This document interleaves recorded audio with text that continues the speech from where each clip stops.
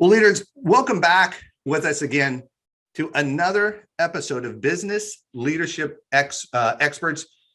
You're going to love the guest that I have today. You've got to hear the Perez story. This is a gentleman who started his own business. He is a business owner. He's knee deep in what is happening in logistics, in the supply chain.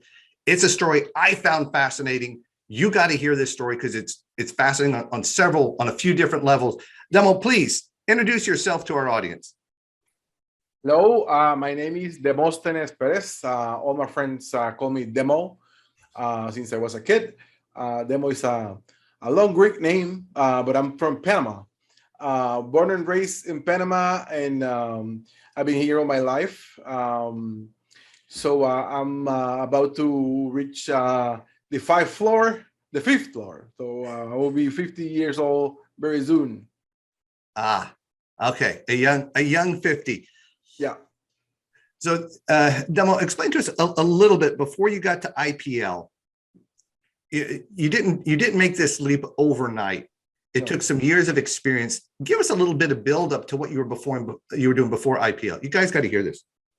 Yeah, well, I started on the logistics industry back in 1997. I started working for a relative that won a contract with Federal Express. So this guy had to run a service for FedEx as a vendor, and he didn't have the resources. So he called all his friends, family. So I jumped with him, and I didn't live in Panama City at that time. Also, I was in another place where I grew up. So I started just helping him for a couple of weeks, and I ended up getting into loving this industry. Like a year after we started, that company was taken out of business, and FedEx decided to go directly, and they hired me. So I started like being a station manager for FedEx, and in a place that very interesting place is the Colón Free Trade Zone. So that was my begin in the logistic industry. Pretty interesting, and I spent working for this group, passed a lot of different changes into the history of the business. That company that used to be the FedEx partner turns to be DHL partner. So I ended up running DHL operations. And then after that, I ended up running real distribution centers for my company and also for DHL. What I did the last 15 years as the general manager of this group was to develop business, and those businesses are related to global companies that use Panama as their regional distribution center and fulfillment center to serve Latin America. And Latin America means for us from Mexico to, let's say, from Guatemala to Chile, because Brazil and South Con are served directly. So it's a group of countries that are served from Panama.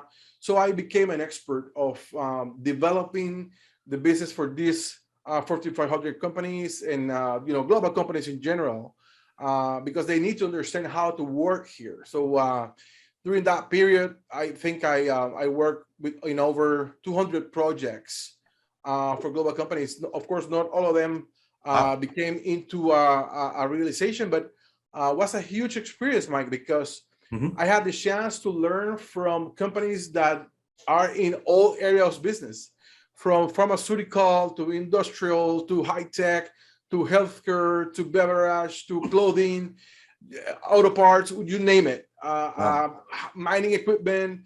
And the good thing for me as an experience was to deal with all these global companies. I have global contacts all over because I had to meet executives from China to Brazil, from Africa to Paris. So people from all over the world, I had the chance to interact with them and become friends of many of them. And still we are friends. So it was a beautiful experience, Mike. And at that time, I had to run this company. I have a staff, we built warehouse. We have, 350 team members. So beautiful experience. Wow. So you were working with your prior employer. Yeah. You built this company up, obviously, to be a key player in the Panama Free Zone. And we're going to come back, folks, to explain a little bit about this strange and odd term for those of you who don't know it, Panama Free Zone. We're going to come back. Demo's going to explain that to us a little bit. So, Demo, you're at it sounds like you're at the height of your profession. You've built the team up to 250. You help them start, the distribution. I'm going to venture to say, once you've reached that level, Demo, there's some security there, from income to benefits to you're the king of your own world. Yeah. And then all of a sudden, you catch the entrepreneur bug. When most people are thinking, I'm going to set it on cruise control and stay in the comfort zone. Tell us a little bit, what pushed you into starting IPL? If you could first tell us, what does IPL stand for? IPL are the initials of the last name of my partner, Daniel. Which is, his last name is Asa, and mine is Perez. IP Logistics. So that's IP, and the group, because IPL group, because our vision is pretty big. So to have a group of companies. So we started with that. So yes, I was on the peak of my professional career at the time. I was running a very successful company. Financially wise, I have a beautiful team. All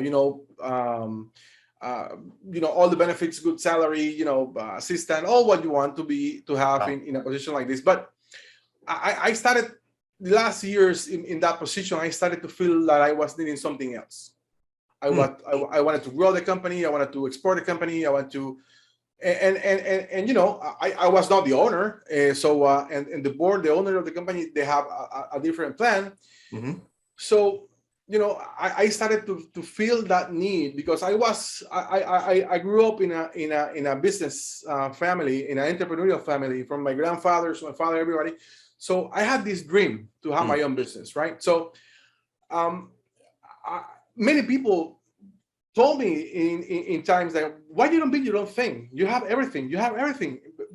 I hear that many times, but in my internal part, I said, I don't have everything to do that. So I started working for financial purposes with a coach that ended up being a good friend. And this coach, he set up a mastermind group with a group of business owners. Actually, I was the only one not business owner on the group.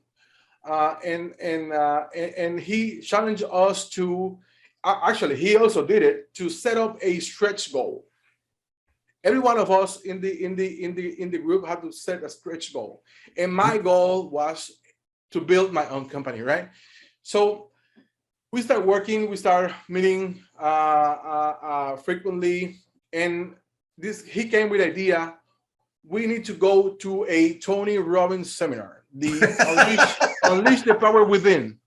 At the time, I was a fan of Tony, but never that deep. So he pushed us to Tony Robbins. to go to Tony Robbins. We bought the most expensive tickets to be the whole experience. And what I found out, my friend, is that sitting there in that 4-day seminar, we make all the fire walking, all the Kool-Aid, right? But I learned a lot. I learned, and I had that breakthrough that Tony said. I have it during the event. I understood finally the reason why I was not able to be my own to build my own business, and that was fear. So I learned how to overcome that fear, because that was all in my head. I was the only one that didn't believe in me to do this. So it was a process. So when I came down, when I came back to Panama after the seminar, of course, I keep working with the mastermind group. I keep working with the Tony Robbins coaching team. So I did a lot, and a couple of months after that, I submitted my resignation to the board. I Wow. was going to do it. Yeah, I was going to do it. I have this good friend that he was in a position like mine. He was also looking to jump his business. He's a little bit older than myself, and we used to meet a lot in work related thing, and he was in the same position. He wanted to do their own thing, so we came together and said, okay, let's do it, and we did it.